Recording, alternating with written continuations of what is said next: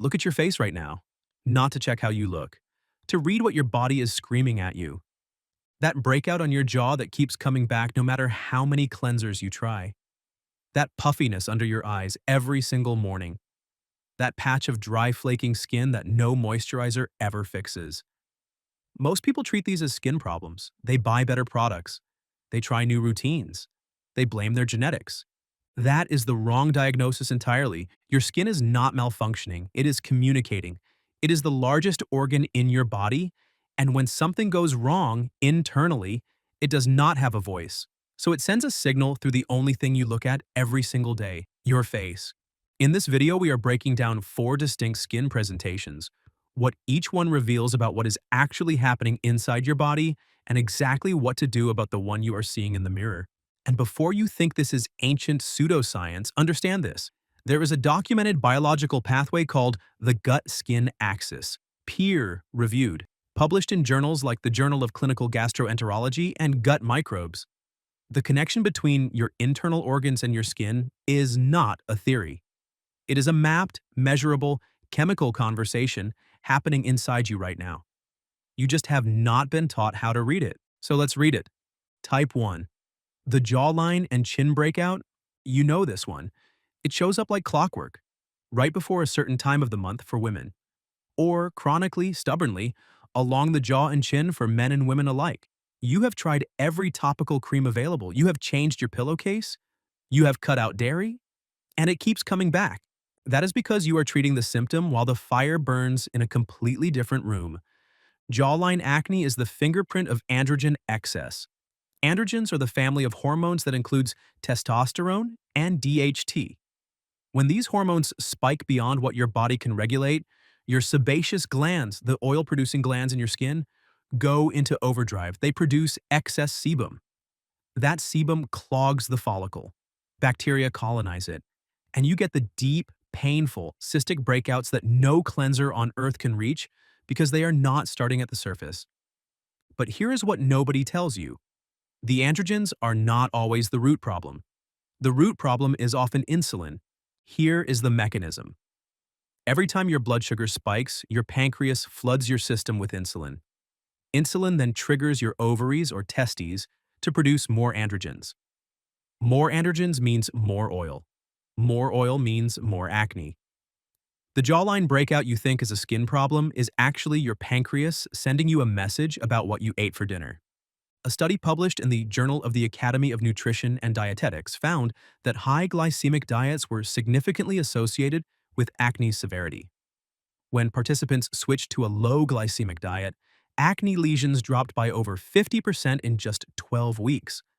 Not a new cream, not a prescription, a change in blood sugar management. The other driver is cortisol. When you are chronically stressed, cortisol signals your adrenal glands to produce androgens as a side product. This is why your skin breaks out hardest during the most stressful periods of your life. It is not a coincidence. It is a hormone cascade with a very specific starting point. The fix. This is not a skincare problem, it is a metabolic problem. First, flatten your blood sugar. Cut refined carbohydrates. Eat protein and fat before carbohydrates at every meal to blunt the insulin spike. Second, address the cortisol. Long, slow walks. 7 to 9 hours of sleep. Because cortisol peaks when sleep is cut short, and that peak goes directly to your jaw. Third, spearmint tea. This sounds almost too simple, but 2 cups of spearmint tea daily has been shown in randomized controlled trials to significantly reduce circulating androgens in women with hormonal acne. It is a natural anti-androgen with actual clinical backing. Type 2. The puffiness and dark circles. You wake up, you look in the mirror. The area under your eyes is swollen, dark, and hollow at the same time. You look 10 years older than you did when you went to bed. You splash cold water on your face and hope it goes away. It does not fully go away, because it is not a sleep issue. It is a stress organ issue. Here is what is actually happening. Your adrenal glands sit on top of your kidneys. Their job is to manage your stress response by producing cortisol and adrenaline. When you live in a chronic state of stress, poor sleep, high caffeine, constant stimulation, your adrenal glands run hot around the clock. They never get to recover. This is called adrenal fatigue or HPA axis dysfunction, and it creates a specific set of signals your face broadcasts every morning. When cortisol stays elevated overnight, it disrupts your body's natural fluid regulation. Your kidneys, instead of flushing excess fluid efficiently, hold onto it. That fluid pools in the path of least resistance, the thin, delicate tissue under your eyes. The result is the puffy, hollow darkness that no concealer actually fixes. The dark circles specifically tell a deeper story. The skin under your eyes is the thinnest skin on your entire body. When your kidneys are under stress and circulation is sluggish, blood moves slowly through the capillaries beneath that thin skin. The hemoglobin in that slow-moving blood oxidizes. It turns a dark bluish purple. That darkness you see is not pigmentation. It is oxidized blood sitting in congested capillaries directly beneath a paper-thin layer of skin. A study from the University of Alabama found that chronic sleep deprivation, even at moderate levels, elevated inflammatory markers that directly impaired microcirculation in facial tissue. The face was literally reflecting the internal inflammatory state. The fix. You cannot moisturize your way out of this. First, your adrenals need raw materials to recover. Vitamin C in high doses, not the synthetic ascorbic acid, but whole food vitamin C from sources like camu or acerola cherry, is the primary nutrient your adrenal glands use to manufacture cortisol. When they are depleted, they drain your vitamin C reserves completely. Replenishing it gives them what they need to regulate instead of overfire. Second, potassium. Your kidneys run on the sodium-potassium pump. Most people are severely potassium deficient, which forces the kidneys to retain sodium and water. 7 to 10 cups of leafy greens daily pushes potassium up, flushes sodium out, and reduces the morning puffiness within days. Third, cut caffeine before noon only. Caffeine consumed after noon elevates cortisol into the evening, preventing the natural overnight drop your adrenals need to recover. The morning coffee is fine. The afternoon coffee is building the puffiness you hate. Type 3, the flaking, dry, tight skin. This one gets dismissed constantly. People assume they just have dry skin. They buy richer moisturizers. They use heavier creams. They drink more water. And the skin stays dry, dull, and tight no matter what they put on it. Because the problem is not on your skin. It is in your neck. Your thyroid gland controls the metabolic rate of every single cell in your body, including the cells that produce your skin's natural moisture barrier. When your thyroid slows down, a condition called hypothyroidism that affects an estimated 20 million Americans, many of them undiagnosed, the cells responsible for producing the oils and proteins that keep skin hydrated simply stop working at full capacity. Dry skin from thyroid dysfunction comes with company. If you are also experiencing unexplained fatigue, feeling cold when others are comfortable, hair thinning especially at the outer third of your eyebrows, and a general mental fogginess, your skin is not the problem. It is the messenger. And the message is that your thyroid needs attention. A study published in the Indian Journal of Dermatology found that 36% of hypothyroid patients presented with significantly dry, rough skin as their most visible symptom. In many cases, it was the first sign of thyroid dysfunction years before a formal diagnosis was made. The fix. First, get your thyroid panel checked. And not just AKSH. Demand a full panel including free T3, free T4, and thyroid antibodies. The standard TSH test misses a significant portion of thyroid dysfunction. Second, selenium. Your thyroid requires selenium to convert inactive thyroid hormone T4 into the active form T3 that your cells can actually use. 2. Brazil nuts a day gives you your entire daily selenium requirement.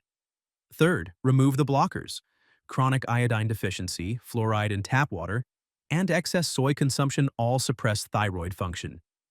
These are environmental factors you can control immediately while you address the deeper issue. Type 4, the redness and flushing. You flush easily. Your cheeks are permanently red. Maybe you have been told you have rosacea, maybe you just chalk it up to sensitive skin. You avoid spicy food, hot drinks, and alcohol because they set your face on fire. And still the redness never fully goes away. This is your gut lining sending a distress signal through your face. Here is the mechanism. Your gut lining is one cell thick. one single layer of cells standing between the contents of your intestine and your bloodstream. When that lining is healthy, it is selective. It lets nutrients through and keeps everything else out. But when it becomes compromised, what scientists call intestinal permeability or leaky gut, that single cell layer develops gaps. Bacteria, toxins, and undigested food particles slip through into the bloodstream. Your immune system encounters these particles in the blood and does exactly what it is supposed to do. It mounts an inflammatory response. The problem is that response does not stay contained. It becomes systemic. And one of the places it shows up most visibly is the thin vascular skin of your face, specifically the cheeks and nose, as chronic redness, flushing, and inflammation that looks exactly like rosacea. This is not a coincidence. A landmark study published in the journal Gut found that patients with rosacea had a significantly higher prevalence of small intestinal bacterial overgrowth, SIBO, compared to healthy controls. When those patients were treated for SIBO, their rosacea cleared in the majority of cases. Not improved, cleared. The gut was the fire. The face was just where the smoke was visible. The fix: you have to seal the gut before anything else. First, remove the primary gut irritants. Gluten, refined seed oils, and alcohol are the three most documented contributors to intestinal permeability. You do not have to eliminate them permanently, but a strict 30-day removal gives the gut lining the window it needs to begin repair. Second, L-glutamine. This is the primary fuel source for the cells lining your gut wall. 4 to 5 grams daily on an empty stomach provides the raw material for the gut lining to physically rebuild itself. Think of it as patching the holes from the inside. Third, a high-quality spore-based probiotic, not the yogurt aisle variety. Spore-based strains like Bacillus coagulans and Bacillus subtilis survive the journey through stomach acid and actually colonize the gut where they work. They crowd out the pathogenic bacteria causing the overgrowth and restore the microbial balance that keeps the lining intact. Bringing it together. Look in the mirror again, but this time look differently. The jawline breakouts are your blood sugar and hormones talking. The morning puffiness and dark circles are your adrenals and kidneys talking. The dry, tight, flaking skin is your thyroid talking. The redness and flushing is your gut talking. And most people reading their face right now are not just one type. You might have the jawline acne and the redness. That is hormonal chaos sitting on top of a leaky gut. In that case, you start with the gut because a leaky gut drives systemic inflammation that makes every other condition worse. Seal the gut first, then address the hormones. Here is the rule that applies to all four. Your skin does not lie.